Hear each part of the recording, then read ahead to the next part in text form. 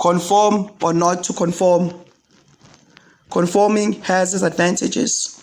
For example, if you're starting an online community, you have to understand the ecosystem and adapt to make it your own. You have to understand what works and what doesn't to create a framework and structure for your newly formed community.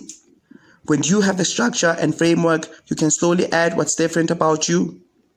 Being different from the get-go is not wise because you might get shunned and ignored. That's not good for creating a self-sustaining brand. Different doesn't necessarily mean good.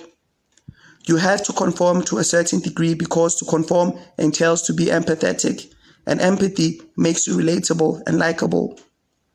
To conform is to understand and to be compassionate because you can mirror people's mannerisms, tastes, and conducts. A perfect example of conforming to be different is with the Apple II. When it was released, it was just like a lot of computers in a lot of ways. It could run on any operating system.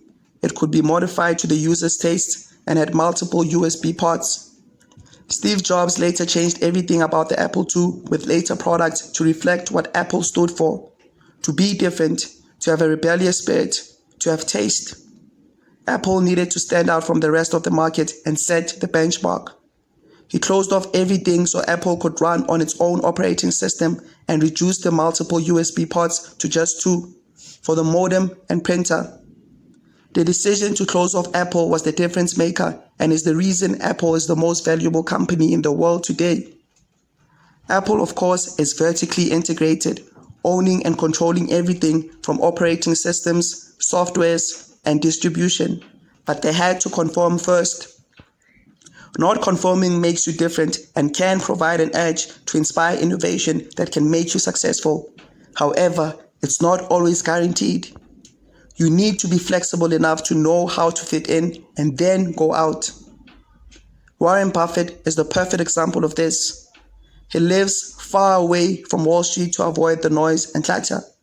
He doesn't follow the news. He is sheltered in Omaha. However, when it suits him and his business interests, he can be attuned in and make decisions everyone else can't see because of his different perspective. As opposed to the news and loud, untrustworthy bulletins, he has trusted sources from within Wall Street. That gives him the advantage. You conform to understand, and then you make your own way.